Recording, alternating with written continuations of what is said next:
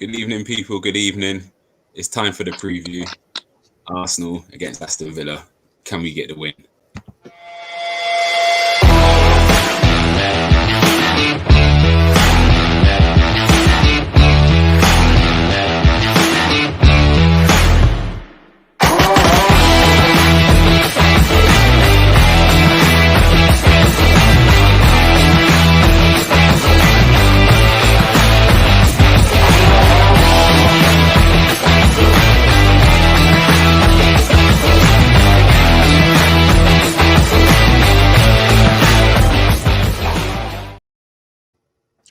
I see Tony's up to that from yesterday, isn't it? Just straight away, he's got the Lacazette in there.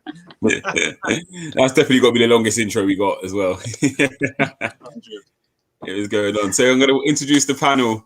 We have regular guest host, man with the plan. Canners, how you keeping? I'm good, thanks, Gumsa. Long time no see.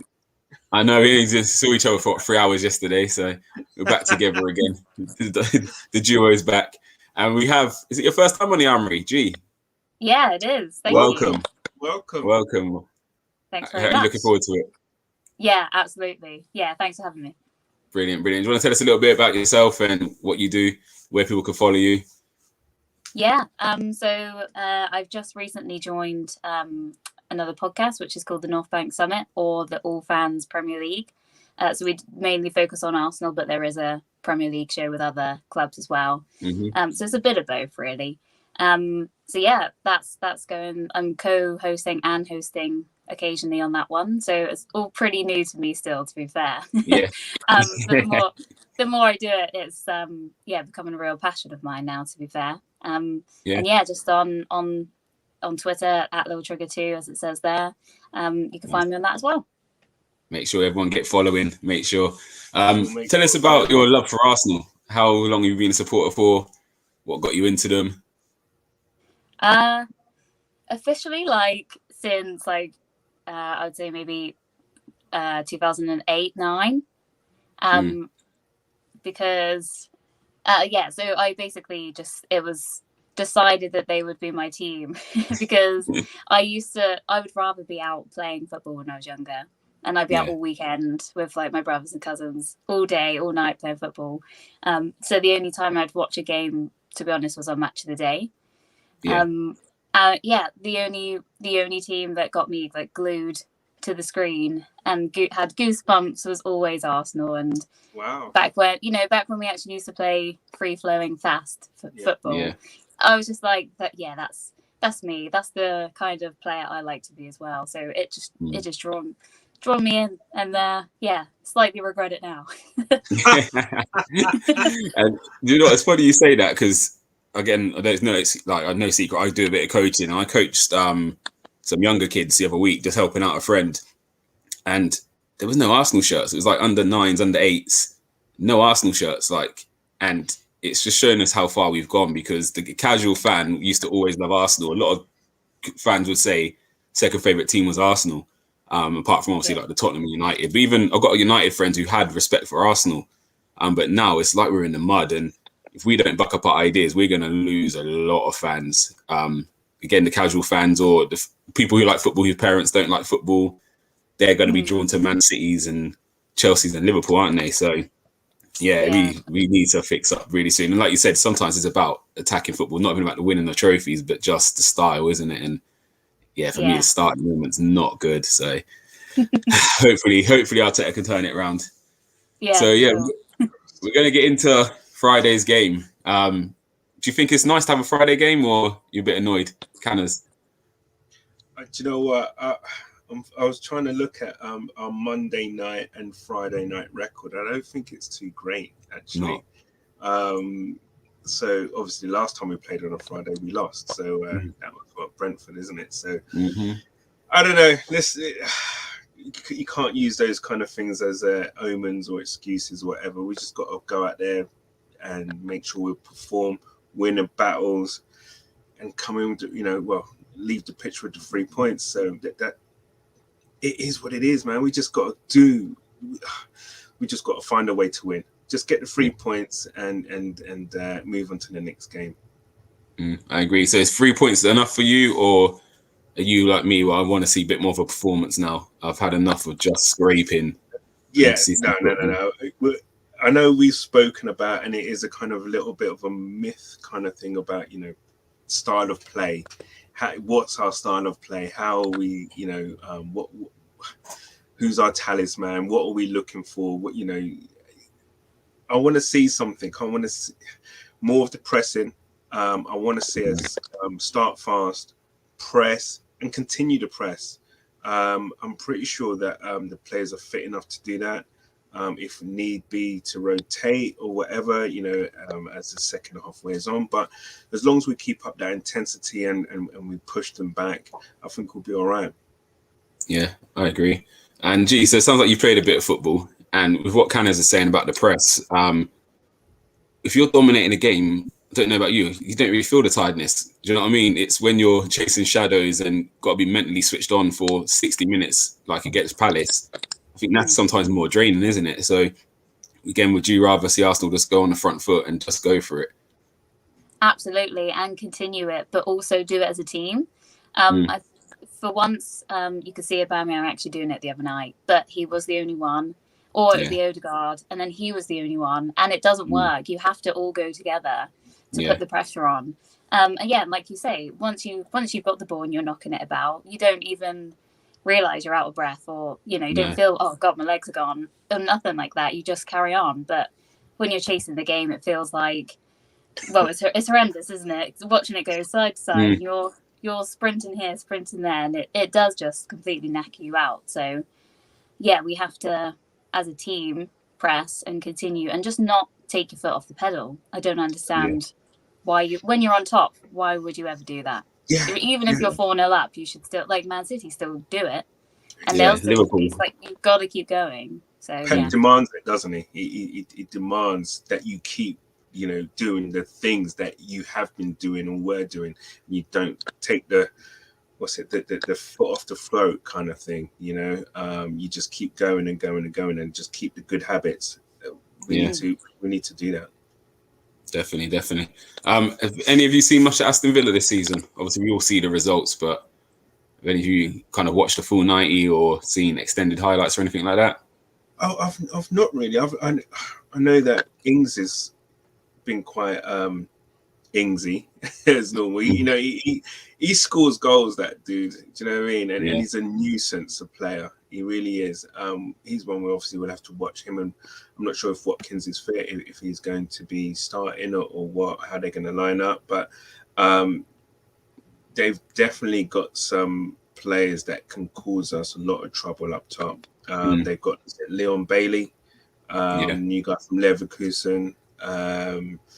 He's decent as well. So we're gonna have to be on our toes, you know, and will be a good test for our back five.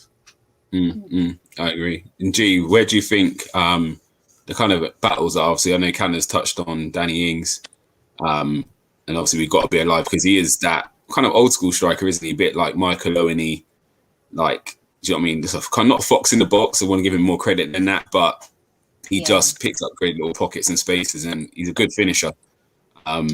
So obviously that's one thing to be right for. Is there anyone else in Aston Villa's team who you think we've got to be careful of? Do you know what? I don't know if he's good, fit, because I think he did pick up a knock the other day, but I actually think Matt Cash is such a good right back. Just everything he brings, he's basically an all-rounder, but his attack and play, you can see he's picking up assists and goals as well now, which is something we don't really have from ours. So I think whoever plays on the left is going to have a real tough battle there for sure. And who would you put in on the left to combat that? I'm hearing news Saka might be out. Obviously he started on the left on Monday. So who would you replace him with? I don't know, actually, because especially after the performance the other night, I thought Lacazette doesn't deserve to not be playing. Yeah. I mean, I love him anyway, so I'm always gutted when he's not part of the team. But I understand why, of course. But then if you do bring him in, he's got to be up top. And then it doesn't work a lot of the time. But the only person that I would potentially put there, knowing that Saka's not available, would have to be Aubameyang and have Pepe on the right, because I just don't think the other way around either of them work that well. And we've done it a few times before. Sometimes it works, and sometimes it doesn't. But I think it's, especially with Saka being the one out, that would probably be the option for me. Yeah, cool. I really want to see two up top, though. I really do. I just, I don't know. I just want to see. It showed when those two played up top against Palace, and we did it yesterday on your show, Gumsa. You know, how much in the space of 17 minutes, how much we troubled Palace. You know, with the two playing in tandem, you know, working off each other, dovetailing, etc. Obviously, I have no idea what kind of formation he could. Well, I do know, but I just don't think it kind of fits in with his philosophy, so to speak, of how he wants to play. But as G said, I think what may happen is that Aubameyang gets shifted to the left, and you have Lacazette up top, because I think with that little cameo with Lacazette, you can't not pick him. I'd be surprised if he doesn't start. Very surprised. Definitely. I know we kind of jumped ahead of schedule, but I'm gonna put my predicted 11 in. I don't know if it's predicted or more what I want to see. It's probably more what I want to see. Put this up now. So the back five doesn't really change. I was contemplating the five at the back just to get Abba and Laka together, but then it was I think Arteta will stay with 4. I feel Partey and Sambi will play. Smith Rowe more as a 10, I reckon, but we could easily slot into the 4-3-3. I've Nelly on the right, Aubameyang on the left, and Laka up front. So obviously for me, it's Odegaard's come out, and Saka, for obvious reasons, is not playing. Any arguments with that? We haven't really seen Martinelli on the right, but can I give you my reasons for it? Card, that one is. Yeah. Can I give you my reasons? Can I give you my reasons for it? Please. So Tomiyasu isn't the most attacking fullback. He doesn't really bomb on around the right much. So it's probably very easy for defenders when we've got a left footer out there sometimes. If you look when Saka goes out there, he goes on his right foot and gets in behind, whereas Pepe doesn't. Martinelli, being naturally right-footed, could keep the width on that side a bit more. And then Tomiyasu hasn't got to worry about overlapping because Martinelli will go around the outside. And then Aubameyang's naturally going to cut in. So it might free up Tierney a little bit more because Aubameyang's going to come inside. Martinelli will just hang out on the right. He's got pace to kill. And I think he deserves a game. So that was my main reason for him being out there. And sometimes you watch City and they will play with Foden on the left, who's left-footed, and Mahrez on the right, who's left-footed. So Foden keeps the width one way and Mahrez then comes inside. So just creates different options, doesn't it? And we never really do that. And Saka shows me when he goes on his right foot on the right side, he gets a lot of joy because he goes either way. So yeah, something a bit different. I get it. I see it. The only thing is, I don't think he would play.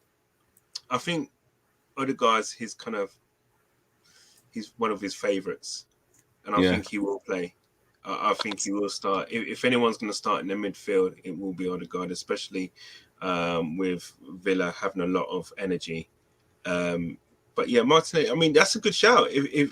But I don't think I've ever seen him play from the right, Martinelli. No. But it'd be good to kind of see him there. I mean, I wish at some point, if we was in Europe, you could kind of see him playing off actually up top, Martinelli, because I think eventually that's where he will kind of end up and where I think he ultimately wants to play. But that's not a bad shout, actually.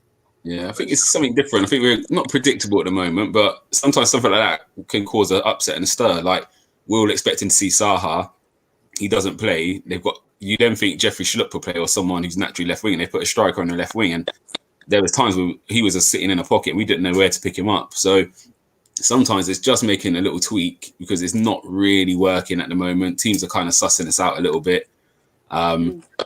G, what do you think? Would you be going with Odegaard and maybe moving Smith Rowe to the wing, or sticking with that, or do you think Pepe deserves another game? Because he was involved in both goals. Yeah, to be fair, I think people were quite harsh the other day. And I have my feelings towards him, but at the end of the day, he does produce stuff, whether that's an assist or a vital cross or whatever. He always manages to get something out of it. Yeah, so I would like to see Pepe stay in because for him, he always has like a good run of games and maybe picks up a goal, a couple of assists, and then gets dropped for like 4 games. Yeah. And then comes back in. So I'd like to see him more consistently play if Saka is going to be out. But yeah, after the other day, I don't really think Odegaard did a hell of a lot, to be fair. So it wouldn't harm him to also realise that, because you don't want people to think that we've got maybe not so much good like talent on the bench, so I'm basically going to play every game. Yeah. You don't want them to start thinking that. And his performance the other day, like I say, was a bit. His last 2 have been pretty poor, haven't they? I think. Yeah. His last 2, yeah. Yeah, so I wouldn't mind him being dropped for this one, to be fair. And like you say, sometimes we can be a bit predictable. And just having the one name difference in there, Martinelli, everyone knows he hasn't had much minutes. So maybe bring him in might give us something different, a little spark maybe, because he's going to want to prove himself at the same time because he wants more game time. So, yeah, I wouldn't mind either Pepe or him to come in. I'd be happy with. Because when he came on, actually, Martinelli, he looked sharp, didn't he? Yeah. He looked sharp when he came on. I'm not a passion merchant. I don't believe in like players should just play because of their passion, but actually, him and Laka bring something, and I think we do need a little lift. And again, we've had moments with him where he's done something. Again, it's just tracking a lost ball, or do you know what I mean? Just powering through people. He kind of always has that moment where he gets people on their feet. And sometimes that lift is what you need. Is it when your back's against the wall, you need someone to lift you up. And I think with him and Laka in it, that's 2 players who, again, take a bit of responsibility when the chips are down. He's going to go on amazing. Do you know what I mean? When we're defending sometimes, and Pepe, he's got it in his half, and he beats you, but then he comes back on himself and he takes us back in where the players are. And actually, you might need him to just a bit like he did against Chelsea and just go. And even if you lose it, actually you're 20 yards higher at the pitch or 40 yards higher at the pitch, and you can lose that there. So, But what it's done is brought the whole team with you, isn't it? And I think it might be time to unleash him again. I know Nigerian is a Martinelli fan. I've not saying I don't like him, but I've always been like not 100%. But I think we need to change things up. Like, as much as we've got some wins recently, we haven't played well. We haven't lost in 5. I mean, do we? Is it to a point where we actually change? Should we change much, or should we go again with the same? Obviously Saka's a problem potentially with injury. I mean, does he start again with pretty much the same 11? It's a bit of a conundrum, really, because as I said, we haven't lost in 5. If we pick up a win against Villa, that's not bad. Again, we're not, we're going again in the right direction, but it's a big if at the moment. I'm gonna let you take that. What do you reckon? Yeah, I mean, I think one criticism we've had for the last couple of years is we've never known what our team is, and now all of a sudden, these past couple of weeks, we've all been pretty much on the same page with exactly who we want where, which is rare for all of us to agree on something. But now, when you take such a key player like Saka out, then it does sort of throw it around. And the performances have been, I would say, the first half the other day, I didn't actually think we were that bad. I just thought we let them come to us a little bit more than we should have, and we did let the ball go, poor touches or clearing it to no one. But in the second half, it was just really frustrating to watch, and you think, where has this even come from? So yeah, I don't know. It's hard to say because I guess in a way you want to be playing the same players to get the momentum going. We have managed to pick up some points. We haven't lost points, as in lost games. Obviously, we've lost the wins that we should have got, I think. But at the same time, we're still picking things up, and that only is going to give them more confidence going into each game again. So maybe the one change for Saka that we sort of have to do, because I think it's just give him a rest this week regardless. And then maybe, I mean, then we're away to Leicester, aren't we? So that's not a game you really want to mess things around either. So it's really, really tough actually. It's when is the right time? Because if he does make a few changes and it works, then happy days. But if he doesn't, if it doesn't work, we all know what's going to be said about it. So now you said that. Sorry, I didn't realize we had Leicester next. Leicester will be playing with a three at the back, haven't they? They've been playing with Iniesta and Vardy up front, Maddison behind, the two midfielders, and then the wing backs. We've struggled against the back five on 3 occasions this season: Brentford, Chelsea, and Brighton. So with that being said, do we go with the 5 at the back in this game and then try and implement something ready for the Leicester game? It's not a case of we've seen who we're playing and we've got to adjust to match them because we're Arsenal and we should be on the Wenger philosophy of we play the same way whoever we play. They've got to adapt to our style, but we're not playing well. And again, 3 matches against back 3 and we've really been bad in them. So do we maybe look at that? And that's the way you get Abba and Laka up front together. That would be the only way that I would go with a 3 at the back if those two were playing up top together. I think what it gives you, Saka's, sorry, this will jump in quickly, I'll come back to you. Saka's injury almost can force his hand into doing it because, again, when we was picking the lineup the other day, we done it with a 5, it was where do you put Saka? Who starts at a 10? Whereas now he's not there, it's actually a case of, right, Maitland-Niles probably do the right wing back, Tierney left, Tomiyasu, White and Gabriel centre, Sambi and Partey. Then you can either have Smith Rowe or Odegaard, Abba Laka. So it's almost like Saka not being there can almost help Arteta because he hasn't got to drop him or play him the right wing back. Yeah, so that's the thing. I know I keep going back to it, but that performance in the Europa League under Emery when we played the 3 at the back and we had Oban and Laka up top. I think he was playing Xhaka and Torreira in the midfield basically on that run. Yeah. But we disposed of Napoli. We beat Chelsea. We beat Man U. We beat Valencia, and we was playing that kind of style, that formation. Whether or not he can replicate that and get something out of it, I don't know. But that's the only way I would like him to go back to a back 3. Is if he played those two, Laka and Aubameyang, up top together in tandem. It can be done. I think we've got the personnel to do it. But I can't see it would be a huge change for him to implement that, especially with two difficult games coming up. G to you, because again, I think if you think back correctly, we was playing with the back 3 when we won the FA Cup. When we had Chelsea and then we had Man City. Or was it Man City and Chelsea? I can't remember which way it was. It was Man City and then Chelsea, wasn't it? We played with the 3 at the back then, didn't we? Because Tierney was the left centre back. Maitland-Niles was the left wing back. And it worked really well. For me, like I think we had that game, Man City didn't have a shot on target, did they, in the semi-final?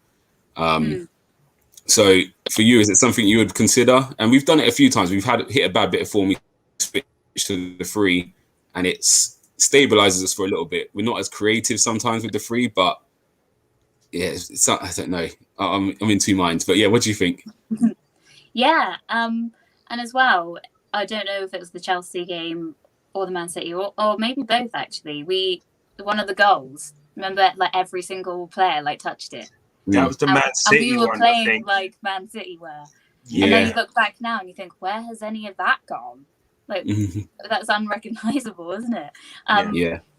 So I think there's definitely a potential to do that, and like you say, again, it's another thing that can sort of bring a bit more maybe energy to it, maybe give Tierney the freedom to get up there, because especially the other night, he really, every time he had a chance and I was like, go on, he would literally turn back and pass it behind, and I was like, that's not you. You don't do that. And I don't know if he doesn't have, maybe he's been told or he doesn't really trust who's around him yet still.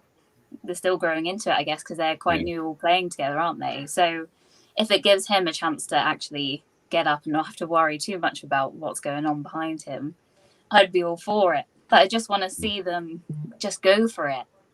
Yeah. I think he touched on something there, G, right? Because I think you said that he doesn't probably, when he was, he'd be bombing on, and he probably doesn't trust the people behind him. But because, if you remember, he will bomb on, right, and especially against Tottenham in the North London derby. Who was playing in midfield? Xhaka. Xhaka would always kind of fill in, kind of, and when he would bomb on, Xhaka would kind of always kind of hand back and fill in into that kind of, that left back. Do you know what I'm saying? And that may be something where he is a bit tentative, actually, because I think for a few games he's not, he's done exactly what you said there. He's gone, and then he's just kind of stopped where you would kind of say, just knock it past him and whip across him. But I think you're right with that, with whether or not he's been told or whether he just doesn't feel comfortable in doing it because he knows that he's going to have one heck of a run back if things break down. Where Xhaka would normally just kind of like hold back and fill in on the left back kind of area. That might be it, and it may be another kind of thing where we don't actually really see what Xhaka does for the team. Yeah. No, he does sit in that zone. That, are they? And filling well, what we've seen, they're not really good at filling in at the back. Yeah. So, and again, we and Candace touched on it the other day. It could be also a problem in that we're too deep at times. Rather, we should be squeezing up the pitch. So that space that Tierney leaves probably wouldn't become such a big problem if everyone squeezed up a little bit more. But yeah, there were some big gaping holes, and we're quite deep. So. Yeah, I think it's a few things. We're going to get to some comments because they're popping off now. So DWTT, evening, Gumsa, Canners and G. Come on, you gooners. And that shirt there, I think that was one of the reasons why I supported Arsenal, because I could tuck my collars in like Righty did. That's what I remember that. Yeah, you just like, isn't it? You just, He used to have the round neck, didn't he? Don't waste a tweet. That's don't waste a tweet, isn't it? I'm sure. Oh, is that what it means? Yeah. What's that? The Silver Fox is here. He said he feels like we need to go for it, capital letters. Same intensity in the first half against Spurs. A win puts pressure on teams around us playing over the weekend. Definitely, we can't start this weekend with a defeat. We started perfectly against Palace as well, in the same way we did against Spurs. I thought we was going to go on, and we needed that second goal. The longer we went without that second goal, it always left it open for them to equalise. They equalised, and then the game just switched. Yeah. Pyro's Destiny's here. Evening, Pyro. He's saying great content. Thank you very much. Make sure you're liking and subscribing. You probably do already, but make sure you like. He's also said Arteta out. He's a liability. Doesn't know what he's doing. Straight to the point. And how long are you giving Arteta? G, because I know it's obviously first time on here. Are you happy to see out the season with him? Do you think he's on borrowed time now? Where are you at with it? It's not that I'm on the fence. But I'm also never a person that's like, oh my God, sack him. Like, that's the first thing people say when things go wrong. But if it went right, they wouldn't be saying it. So I don't think most people believe it truly. But yeah, for me, I think now that this is his team now, he doesn't have the excuse of saying, I'm coming into these players who aren't my players, or we've got the bad ones still here. All of that is pretty much done. Cool. So he... I think with the budget he's had again, well, not again, but the budget he's had this summer, he has to be given time. Like, things don't just happen, and they might be working for like Vieira at the minute, but that's going to fade at some point. They're not going to go on forever. It happens to everyone. So I think, it doesn't mean to say that I'm happy and like we don't have a style of football, I don't think, at the minute, and that's hard, knowing that what we were. But at the same time, I don't agree with like hiring and firing, and because you have to go back to square one and potentially change the whole process of what they've been learning these past 18 months, 2 years, and start again. And I don't think that does any good sometimes either. So I would at least give him the full season, and then if people are available as well, because there's not very many names really that are there. I think that's the problem as well, is who are you bringing in, because is any of the real top managers gonna come and touch Arsenal at the moment? You got Newcastle up there now with a war chest. So if you had a choice on a project, do you know what I mean? If you're a Mourinho who you want to come in for 1 year and just, you obviously might take Arsenal, but if you've got, you want to do a 4-year plan, 4-year project, would you come to Arsenal over Newcastle? So, and who knows? United might be in for a manager, because as it sounds, United are down at home. Come on. This is beautiful. Thank you for the tweet. That's made my day. I might jump in their stream after this. They got a live stream over. That's great news. And Atlanta smashed the United at Old Trafford. It was to be expected. I told everyone United ain't getting out of that group.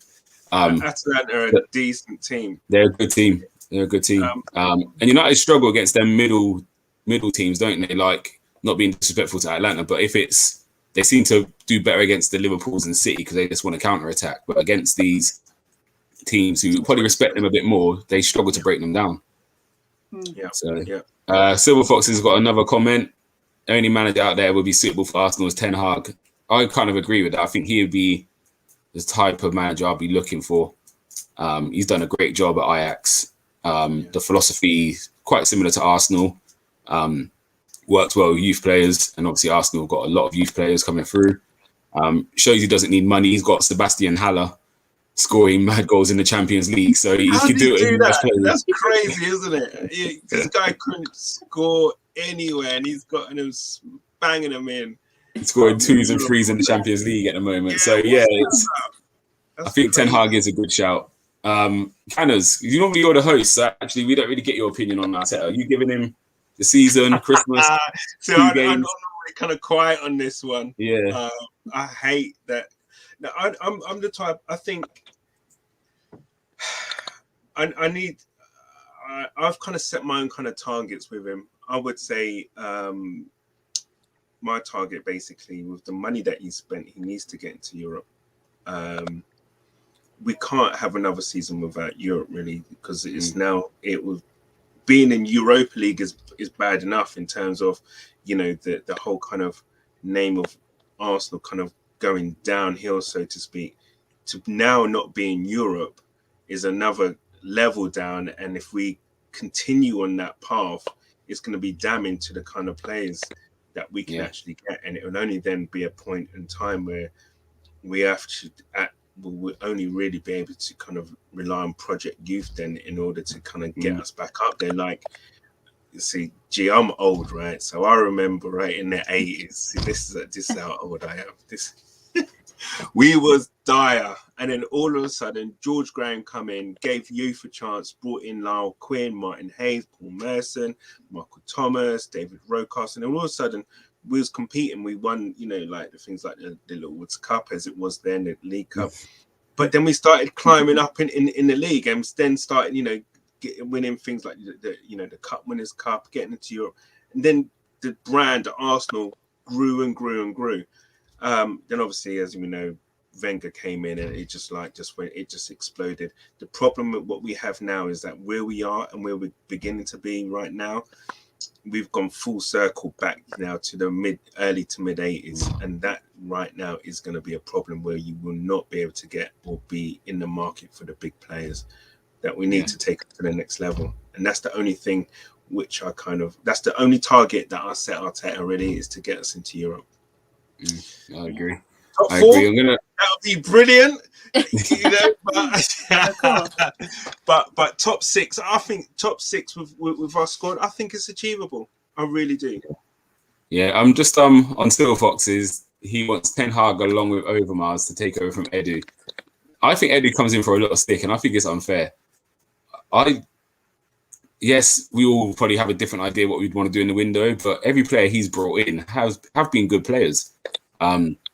Even from like last year, I think obviously apart from Willian, that was the only one who really failed. But it made sense at the time. You need a winger. I don't want to spend money, and he's got experience. And I don't think we was more mad at it. Willian is kind of like he's at the end of his career. But if that had happened 2-3 years ago, we would have been singing and dancing for Willian. So I feel Edu gets a hard time, and I actually think he hasn't done bad with some of the players he's brought in. The only one I do like Tomiyasu, but I think Dumfries would have been a good signing.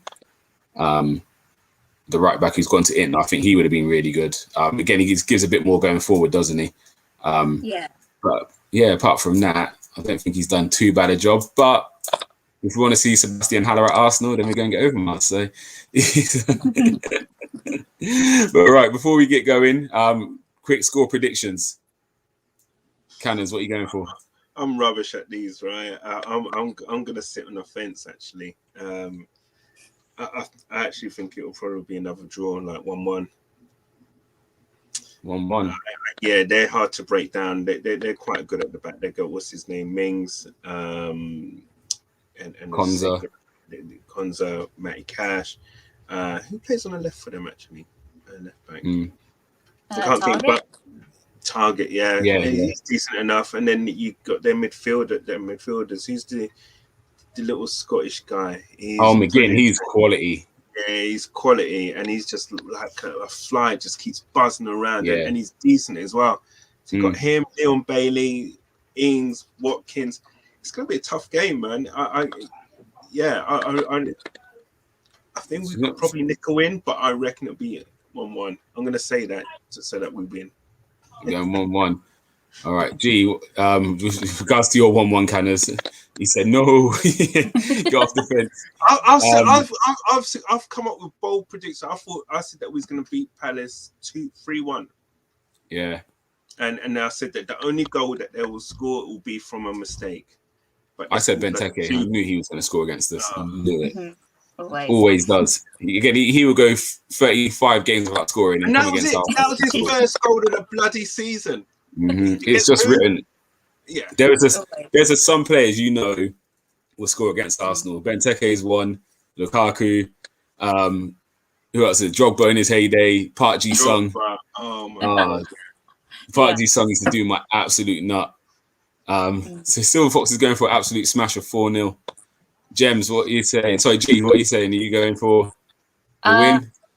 Yeah. I'm going to go 2-0. I'll be brave. Clean sheet. Yeah. I think it's due. But also, they do have a good team, but their result last week, in the last 10 minutes, they fell apart and conceded 3. So there's potential to get in there. And, I think the crowd will be hopefully up for it a bit more. And they'll be wanting to prove a point because I'm hoping they'll be very disappointed from the other night. So I'm going to go 2-0. Love it. Nice. Yeah, I think we are going to see a different Arsenal. I think Aubameyang's comments are telling. Because, again, he could have come out against Brighton and said those things. We didn't play well in that game. But I think coming out the way he did, that is telling. And, I'm hoping if we see Lacazette, we might see a difference in mentality. So I'm going to go 3-1. 3-1. Okay. I hate saying 2-1. It feels so safe. So I'm going to go 3-1. But I'll go 3-1, no doubt. And I'm sure Kunle will win again because he seems to win every week. But because he got 2-2 for Monday, didn't he? He did, didn't he? And he got one the week before before the international break. I think he got a draw again. So yeah, he seems to be whatever he's got over there. He's got some mystical ball or something. Listen, but right, guys, on that note, we're going to leave it there. Scoring 2 against us, I was just like, they ain't going to score 2. Yeah.